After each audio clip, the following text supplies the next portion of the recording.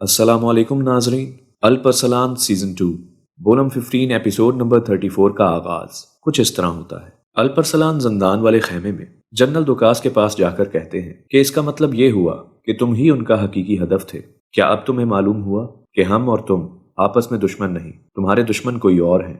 फिर अरसलान साहब पूछते हैं कि मुझे ये बताओ कि तुम पिंजरे से कैसे निकले, यानी कि जंदान वाले खेमे से कैसे बाहर आए। जनरल दुकास बात को घुमाते हुए कहता है, अभी इस बात को रहने दो, मैं तुमसे बहुत जरूरी बात करना चाहता हूँ, बल्कि मैं तुम्हें एक पेशकश देना चाहता हूँ। अल्परसलान तजस्सुस से पूछते हैं कि तुम्हारे पास क्या पेशकश है। जनरल दुकास जवाबन कहता है कि अगर तुम मुझे यहाँ से जाने देते हो तो मैं करार गाह का मुहासरा खत्म कर दूंगा। अरसलान साहब कहते हैं कि यह मुमकिन ही नहीं है, क्योंकि तुम गवर्नर और उसके लोगों का मुकाबला नहीं कर सकते। आखिर तुम्हारे पास इतनी ताकत कहाँ से आ गई कि तुम करार गाह का मुहासरा खत्म कर दो। जनरल दुकास जवाबन कहता है कि यकीनन तुम्हें इस बात का इल्म नहीं कि मुझे वासपुरा खान का गवर्नर बना दिया गया है, और यही वो वजह है कि जिसकी वजह से गवर्नर मेरी जान लेना चाहता है। अल्परसलान जवाब देते हैं कि अगर मैं तुम्हारी इस बात का यकीन कर भी लूं तो मुझे तुम पर यकीन नहीं, क्योंकि पहले तुमने कोई भी वादा पूरा नहीं किया। जनरल दुकास जवाबन कहता है कि जिनके पास करारगाह है उनके पास ज्यादा से ज्यादा 1 या तो 2 दिन है, इससे ज्यादा वो अपनी हिफाजत नहीं कर सकते। और तुम्हारे हक में भी यही बेहतर रहेगा कि तुम मेरा साथ दो, तुम्हें मेरे साथ मुत्तफिक होना पड़ेगा अरसलान। जनरल दुकास इस बात को समझाते हुए कहता है कि इस वक्त कमान दियोजन के पास है, जो कि मेरे हक में बिल्कुल भी बेहतर नहीं है, और अगर ऐसा ही चलता रहा तो शहनशाह का फैसला दियोजन के हक में आएगा, ना कि मेरे। दर हकीकत वो लोग ऐसा ही करना चाहते हैं कि कमान दियोजन के पास रहे, लिहाजा मेरा वासपुरा खान वापस जाना बहुत जरूरी है, और मुझे इस बात का यकीन है कि करारगाह के हवाले से मैं बहुत बेहतर फैसला कर सकता हूँ। अरसलान साहब कहते हैं कि तुमने जॉर्जिया के शहजादे को मार दिया, तुम्हें क्या लगता है कि तुगरुल साहब तुम्हारी इस गलती को माफ कर देंगे। जनरल दुकास जवाबन कहता है कि मुझे यकीन है कि वो मुझे माफ कर देंगे। अब मुझे ये बताओ कि तुम क्या चाहते हो, क्या तुम मुझे रिहा कर रहे हो। दूसरी तरफ अमीर बुज़ान शाहवार खातून से कहता है कि मौदूदू साहब के जाने के बाद अब मसूद साहब को तख्त पर बैठना होगा, लेकिन बाकी शहजादे और ख़ास करके अब्दुल रशीद साहब उस तख्त के लिए जद्दोजहद करेंगे। अमीर बुज़ान कहता है कि हमारे शहजादे की जान खतरे में है। शाहवार खातून जवाब देती हैं कि तमाम तर एहतियाती तदाबीर इख्तियार कर ली जाएंगी और शहजादों पर भी नज़र रखी जाएगी, आपको फिक्र करने की ज़रूरत नहीं। अमीर बुज़ान जवाबन कहता है कि मुझे वैसे भी किसी बात की फिक्र नहीं है, क्योंकि मैंने पहले से ही तमाम तर शहजादों पर कड़ी नज़र रखी है, और मैं उम्मीद करता हूं कि आप मेरे रास्ते की रुकावट नहीं बनेगी, और ऐसा करना ही आपके और आपके बेटे के हक में बेहतर होगा। दूसरी तरफ वासपुरा खान का मंजर दिखाया जाता है, जहां दियोजन और अल्पागोद के दरमियान बातचीत हो रही होती है। अल्पागोद बता रहा होता है कि जब मैंने जनरल दुकास को मारने की कोशिश की तो अल्परसलान ने आकर जनरल दुकास को बचा लिया। अभी ये बातचीत जारी ही होती है कि वहां पर बाज़ंतीनी गवर्नर भी पहुंच जाता है, और वो आते साथ ही अल्पागोद से पूछता है कि क्या तुमने जनरल दुकास को मार दिया। अल्पागोद जवाबन कहता है कि मैं उसको मारने ही वाला था, लेकिन अल्परसलान वहां पहुंच गए और उन्होंने जनरल दुकास को बचा लिया। बाज़ंतीनी गवर्नर गुस्से से कहता है कि जनरल दुकास कितनी मर्तबा हमारे हाथों से बचा है, और ये अल्परसलान से हमारी जान कैसे छूटेगी। दियोजन कहता है कि अगर हम करारगाह पर हमला करें तो अल्परसलान की तवज्जो जनरल दुकास से हटकर करारगाह की तरफ होगी, और उस वक्त हमारे पास मौका होगा कि हम जनरल दुकास के हवाले से भी कोई बेहतर हिकमत अमली बना सकेंगे। लेकिन जहां तक बात इब्राहिम यनाल की है, वो तो हमारी उम्मीदों से ज्यादा जिद्दी निकला, लेकिन मेरा ख्याल है कि चंद ही दिनों में वो अपने हथियार डाल देगा। बाज़ंतीनी गवर्नर गुस्से से कहता है कि मुझसे चंद दिनों की बात मत करो, फौरन करारगाह पर हमला करो और करारगाह पर कब्जा कर लो। अल्पागोद बाज़ंतीनी गवर्नर से कहता है कि अगर हमने ऐसा करने की कोशिश की तो हम अपने बहुत से सिपाहियों को खो देंगे। बाज़ंतीनी गवर्नर गुस्से से चिल्लाते हुए कहता है कि चुप रहो अल्पागोद, और फिर इशारों से उनको कहता है कि अपने अपने काम पे लगो। दूसरी तरफ दियोजन और अल्पागोद ईसाई सिपाहियों के साथ करारगाह पर हमला करने के लिए पहुंच जाते हैं। दियोजन किले के दरवाजे पर पहुंचकर इब्राहिम यनाल को आवाज लगाता है। इब्राहिम यनाल किले की छत पर आकर ये तमाम तर मंजर देख रहा होता है। दियोजन इब्राहिम यनाल से कहता है कि मैं अभी भी तुम्हें आखिरी मौका देता हूं, तुम अपने घुटने टेक दो और अपने सिपाहियों को लो और करारगाह से निकल जाओ। लेकिन इब्राहिम यनाल अपने सिपाहियों से कहता है, कुछ भी हो जाए पीछे मत हटना, और जिन पत्थरों का मैंने तुम्हें कहा है वो पत्थर लेकर आओ। यानी कि इब्राहिम यनाल भी पीछे हटने वालों में से नहीं होता। चुनाचा वहां पर मौजूद सिपाही दरवाजे के पीछे लकड़ियां और पत्थर रखने लगते हैं ताकि किले के दरवाजे को आसानी से तोड़ा न जा सके। दूसरी तरफ अल्पागोद दियोजन से कहता है कि खानदानी हरीफ होने के बावजूद इब्राहिम यनाल अल्परसलान का चचा लगता है। अगर हमने इब्राहिम यनाल को नुकसान पहुंचाया तो यकीनन अल्परसलान और तुगरुल साहब इसका बदला हमसे जरूर लेंगे। दियोजन अल्पागोद की बात को नजरअंदाज करता है और वो फिर से कहता है कि इब्राहिम यनाल, मुझे बताओ कि तुम्हारा आखिरी फैसला क्या है। इब्राहिम यनाल जवाब देता है कि इस जंग का खात्मा शहादत से होगा। नाज़रीन, इसके बाद एक निहायत खूबसूरत मंजर दिखाया जाता है। पानी ना होने की वजह से मुसलमान सिपाही वुजू तो नहीं कर पाते, लेकिन मट्टी की मदद से तयम्मुम कर रहे होते हैं। नाज़रीन, जैसा कि आप लोगों को मालूम है कि अगर वुजू करने के लिए हम मुसलमानों के पास पानी ना हो तो हम मट्टी की मदद से वुजू कर सकते हैं। दूसरी तरफ इब्राहिम यनाल चिल्लाते हुए कहता है कि अगर तुम्हें करारगाह हासिल करनी है तो पहले तुम्हें हमसे लड़ना होगा, हमारी लाशों से गुजरना होगा। हम अपने मुल्क के दिफा के लिए अपनी जान देने से नहीं डरते। दियोजन कहता है अगर ऐसा करना जरूरी है तो ठीक है, हम तुम लोगों को शहीद करने के बाद इस जगह पर कब्जा करेंगे। इब्राहिम यनाल अपने सिपाहियों के पास आकर उनको जोश व वलवला दिलाते हुए कहता है कि जिस शहादत की मुंतजर हम शुरू से रहे हैं वो इस दरवाजे के बाहर खड़ी है, और अगर हम मारे गए तो शहीद कहलाएंगे, और अगर हम बच जाते हैं तो हम गाजी हैं। हजरत मोहम्मद मुस्तफ़ा सल्लल्लाहु अलैहि वसल्लम जन्नत में हमारे मुंतजर हैं। ये कहकर इब्राहिम यनाल तलवार निकाल लेता है। दियोजन के कुछ सिपाही आगे बढ़ने लगते हैं और वो किले के दरवाजे तक पहुंच जाते हैं। इब्राहिम यनाल के सिपाही तीर कमान की मदद से उनको मारना शुरू कर देते हैं। दियोजन ये मंजर दूर खड़ा देख रहा होता है। ईसाई सिपाही अभी करारगाह का दरवाजा तोड़ने ही लगते हैं कि अल्परसलान अपने साथियों और जनरल दोकास समेत वहां पर पहुंच जाते हैं। जनरल दोकास आते ही दियोजन से कहते हैं हमारा आपस का हिसाब तो हम देख लेंगे, पहले इस मामले को हल करते हैं। अल्परसलान साहब कहते हैं कि जो कुछ भी कहना है खुल के कहो। जनरल दोकास जवाबन कहता है आप मेरे लिए यहां तक आए उसके लिए बहुत शुक्रिया, और तुमने मेरे लिए जो कुछ भी किया उसका भी बहुत शुक्रिया, और इसी बदले में मैं तुम्हें और तुम्हारे सिपाहियों की जान को बख्श दूंगा। अब तुम यहां से जा सकते हो। अल्परसलान सवाल करते हैं कि पहले तो तुम मुझे ये बताओ कि क्या तुम करारगाह का मुहासरा खत्म करोगे या नहीं। जनरल दोकास जवाब देता है मैं तुम्हें और तुम्हारी सिपाहियों की जान को बख्श रहा हूं। तुम्हें यह कम लगता है? तुम मुड़कर देखो, यहां एक हुक्म से तुम सब के सब मारे जाओगे। फिर अल्परसलान वो मंजर याद करने लगते हैं जब उनके सिपाहियों ने उनसे कहा था कि क्या आप जनरल दोकास पर भरोसा कर सकते हैं। हमें नहीं लगता कि जनरल दोकास भरोसे के काबिल है। अल्परसलान जवाब देते हैं कि भरोसा तो मुझे भी नहीं है, और मुझे पता है कि जनरल दोकास क्या करेगा, लेकिन हम उसी की चाल उस पर उल्टी फेर देंगे और हम गवर्नर को मोहरा बनाकर उसी के खिलाफ इस्तेमाल करेंगे।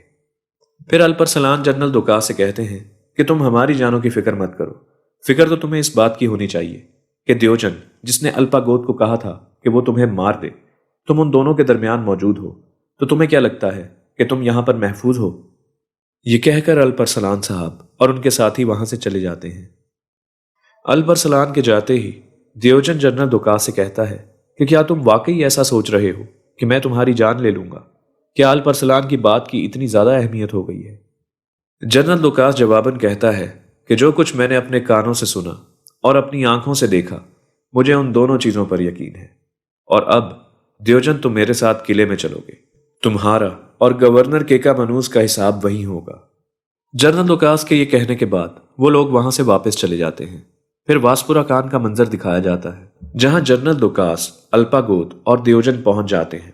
जनरल दोकास गवर्नर तैकफूर से कहता है कि अब तुम इस तख्त से उठ जाओ, अब मेरे होते हुए तुम इस तख्त पर नहीं बैठ सकते। दूसरी तरफ रात का मंजर दिखाया जाता है जहां करारगाह के करीब जंगल में जगह जगह रोशनी हुई होती है। गवर्नर तैकफूर भी अपने किले से उस रोशनी को देखकर परेशान हो जाता है कि आखिर ये सब क्या है। जनरल दोकास और दियोजन जंगल में पहुंच जाते हैं और दियोजन जनरल दोकास से कहता है कि ये सब कुछ अरसलान का किया हुआ है। अल्परसलान ने रे और मरवा के सिपाहियों को इकट्ठा किया और उन सबको यहां लेकर आ गया है। जनरल दोकास जवाबन कहता है कि मैं एक छोटी सी करारगाह को लेकर वासपुरा कान का खतरा मोल नहीं ले सकता। फिर वो दियोजन को हुक्म देता है कि मुहासरे को जल्द अज जल्द खत्म किया जाए। दूसरी तरफ अल्परसलान और सलमान अपने तमाम तर सिपाहियों समेत जंगल में मौजूद होते हैं और उनके सिपाही भेड़ियों की आवाजें निकाल रहे होते हैं। پھر الپرسلان صاحب کہتے ہیں کہ یا تو تم ہماری بات مانو گے یا میرے بھیڑیوں کا شکار بنو گے۔ دوسری طرف صبح کا منظر دکھایا جاتا ہے جہاں دیوجن نستور کے اوپر غصہ کر رہا ہوتا ہے اور کہتا ہے کہ یہاں پر تو صاف ظاہر ہوتا ہے کہ رات کے وقت اتنے زیادہ سپاہی موجود نہیں تھے کیونکہ یہاں پر کوئی ایسا نشان نہیں ہے۔ نیستور جواباً کہتا ہے کہ جتنی خوفناک بھیڑیوں کی آوازیں آ رہی تھیں اور وہ جتنی اونچی تھیں اس سے ایک بات تو ظاہر ہے کہ وہ چند ایک سپاہی نہیں تھے بلکہ پورا جنگی لشکر تھا۔ دیوجن جواباً کہتا ہے کہ ہمارے عظیم سپاہیوں نے جو محاصرہ کر رکھا تھا، ہماری اس غلطی کی وجہ سے وہ سب کے سب ناکام ہو گئے اور وہ محاصرہ ختم کرنا پڑا۔ یہ کہہ کر وہ دونوں وہاں سے چلے جاتے ہیں۔ دوسری طرف رے شہر کا منظر دکھایا جاتا ہے۔ تغرل صاحب اپنے وزیروں میں الپرسلان صاحب کی تعریف کر رہے ہوتے ہیں کہ انہوں نے ایک مرتبہ پھر اپنی مہارت سے سب کو دنگ کر دیا اور قرار گاہ کا محاصرہ ختم کرنے میں ان کی ذہانت اور ان کی بہادری دونوں ہی قابل تعریف ہیں۔ وہاں پر موجود ایک وزیر کہتا ہے کہ الپرسلان کی انہی بہادری والے قصوں نے کافروں کی نیند اڑا رکھی ہے۔ کافروں کے ذہنوں پر الپرسلان صاحب کی دہشت کا قبضہ ہے۔ تغرل صاحب کہتے ہیں کہ اگر الپرسلان صاحب کا منصوبہ کامیاب نہ ہوتا تو ہم قرار گاہ کو بھی محفوظ بنا لیتے اور اس کے ساتھ ساتھ واسپورا کان پر بھی حملہ کر کے اس پر قبضہ کر لیتے۔ ابھی یہ بات چیت جاری ہی ہوتی ہے کہ ایک سپاہی تغرل صاحب کے پاس حاضر ہوتا ہے اور ان کو بتاتا ہے کہ غزنی کے سلطان مودودو صاحب کا انتقال ہو گیا ہے، ان پر قاتلانہ حملہ ہوا جس کے نتیجے میں وہ شہید ہو گئے۔ یہ خبر سن کر وہاں پر موجود تمام تر لوگ بہت پریشان ہو جاتے ہیں۔ دوسری طرف چاغری صاحب اپنے سرداری خیمے میں موجود تمام تر لوگوں سے خطاب کرتے ہوئے کہتے ہیں کہ الپرسلان صاحب نے اپنی بہادری کا ایک مرتبہ پھر مظاہرہ کیا۔ ایسے بہادر سپاہی ہونے کے بعد ہماری سلجوق ریاست کو کسی سے کوئی خطرہ نہیں۔ ابراہیم ینال جواباً کہتا ہے آپ کی اس بات نے مجھے خوش کر دیا۔ پھر ابراہیم ینال ساتھ ساتھ کہتا ہے کہ اگر اس جیت کے 5 حصے ہیں تو اس میں سے 4 حصے الپرسلان صاحب کے ہیں۔ انہوں نے جنرل دوکاس کو پکڑا اور اس کے بعد کفار کے دل میں اپنی دہشت پیدا کر دی۔ پھر ایک بہترین منصوبہ بنایا۔ ابراہیم ینال صاحب الپرسلان کا شکریہ ادا کرتے ہوئے کہتے ہیں کہ تم سلامت رہو میرے بھانجے۔ الپرسلان صاحب جواباً کہتے ہیں کہ اگر آپ اور آپ کے سپاہی صبر کا مظاہرہ نہ کرتے تو ہماری تمام تر محنتیں ضائع جاتی۔ اللہ آپ کو بھی سلامت رکھے، آپ نے ایسے مشکل وقت میں صبر کا مظاہرہ کیا۔ پھر حسن تابع بھی الپرسلان صاحب کو دعائیں دیتے ہیں اور کہتے ہیں اللہ پاک آپ کی حفاظت فرمائے۔ آپ جیسے بہادر سپاہی اگر سلطنت میں موجود ہیں تو پھر سلطنت کو کوئی خطرہ نہیں۔ اتنے میں آنکنی اماں کہتی ہیں کہ کیوں نہ اب کھانے کا انتظام کیا جائے، لوگوں میں کھانا بانٹا جائے اور خود بھی کھانا کھایا جائے۔ اتنے میں غزنی سلطنت کا ایک قاصد چاغری صاحب کے خیمے میں داخل ہوتا ہے اور انہیں بتاتا ہے کہ مودودو صاحب پر قاتلانہ حملہ ہوا جس کے نتیجے میں وہ شہید ہو گئے اور یہ حملہ کرامتیوں کی جانب سے کیا گیا ہے۔ قاصد کے جاتے ہی الپرسلان صاحب کہتے ہیں کہ یہ سب بوزان کا کیا دھرا ہے، کیونکہ میری بہن کو پتہ چل گیا تھا کہ بوزان ایک غدار ہے اور وہ اس بات کی خبر مودودو صاحب کو دینا چاہتی تھی۔ بوزان کو جب اس بات کا علم ہوا تو اس نے مودودو صاحب پر پہلے ہی حملہ کروا کر ان کو شہید کر دیا۔ کراجہ خاتون الپرسلان کو جواباً کہتی ہیں کہ امیر بوزان میرا بھائی ہے اور وہ کبھی بھی ریاست سے غداری نہیں کر سکتا، آپ کیسے میرے بھائی پر الزام لگا سکتے ہیں؟ اتنے میں سلمان کراجہ کو جواب دیتے ہوئے کہتا ہے کہ ایسی بہت سی چیزیں ہیں جو ابھی آپ نہیں جانتی۔ کراجہ غصے سے خیمہ چھوڑ کر باہر چلی جاتی ہے۔ چاغری صاحب کہتے ہیں کہ جلد از جلد تیاری کرو، ہمیں شہوار اور مسعود کی زندگی کو محفوظ بنانا ہے۔ دوسری طرف واسپورا کان میں جنرل دوکاس اپنی گورنر کی کرسی پر بیٹھا ہوا ہوتا ہے۔ اتنے میں تیکفور اس کے سامنے آ جاتا ہے اور جنرل دوکاس تیکفور کو دیکھتے ہوئے کہتا ہے کہ تم نے کتنی کوشش کی کہ تم مجھے مار دو، لیکن تم ہر مرتبہ ناکام رہے۔ تیکفور جواباً کہتا ہے کہ اگر تم گورنر بن بھی جاؤ تب بھی ان تمام تر زمینوں کا مالک صرف میں ہوں۔ ابھی ان دونوں کے درمیان یہ فضول بحث جاری ہوتی ہے کہ وہاں پر دیوجن بھی آ جاتا ہے اور جنرل دوکاس دیوجن کو دیکھ کر کہتا ہے کہ اگر میں چاہوں تو تم دونوں کے سر کٹوا سکتا ہوں، لیکن میں ایسا نہیں کروں گا کیونکہ میں نہیں چاہتا کہ تم ایک ہی دن میں مر جاؤ۔ میں چاہتا ہوں کہ میں تمہیں ہر روز ماروں، اپنے فیصلوں سے اور اپنی طاقت سے۔ دوسری طرف چاغری صاحب اپنے بیٹے اور سپاہیوں سمیت شہوار خاتون کے قلعے میں آ جاتے ہیں۔ شہوار خاتون امیر بوزان کے ساتھ ان کے سامنے آتی ہیں۔ الپرسلان غصے سے کہتے ہیں کہ یہ شیطان آدمی آپ کے پیچھے کیا کر رہا ہے؟ شہوار خاتون کہتی ہیں کہ اپنی زبان سنبھال کر بات کرو، جسے تم شیطان کہہ رہی ہو وہ غزنی سلطنت کا اب نیا وزیر ہے۔ یہ بات سن کر چاغری صاحب اور وہاں پر موجود تمام تر لوگ بہت حیران ہو جاتے ہیں۔ الپرسلان ابھی اپنی تلوار نکالنے ہی لگتے ہیں کہ چاغری صاحب ان کو روک دیتے ہیں اور وہ اپنی بیٹی سے کہتے ہیں، کیا تمہیں پتا ہے کہ تم کیا کہہ رہی ہو؟ اور میری بیٹی، تم بہت اچھے سے جانتی ہو کہ جو تمہارے پیچھے کھڑا ہے یہ شخص ایک نمبر کا فسادی ہے اور یہ بہت بڑا غدار ہے۔ اس نے عالم اسلام کو بہت نقصان پہنچایا ہے۔ شہوار خاتون جواباً کہتی ہیں کہ شیاطین کے سب سے بڑے ناطق کو گرفتار کر کے قید میں ڈال دیا گیا ہے، تو لہٰذا اب آپ کو امیر بزان پر کسی قسم کا شک کرنے کی ضرورت نہیں ہے، اور اگر آپ غزنی سلطنت کے معاملات میں مداخلت کرنے کی کوشش کرتے ہیں تو پھر آپ کا اور ہمارا آمنا سامنا میدان جنگ میں ہوگا۔ ناظرین، بولم 15 ایپیسوڈ نمبر 34 کا اختتام ہوا۔ مزید ویڈیوز دیکھنے کے لیے ہمارے چینل کے ساتھ جڑے رہیے۔ نیکسٹ ویڈیو میں ملاقات ہوتی ہے، تب تک اپنا خیال رکھیے گا۔ اللہ حافظ۔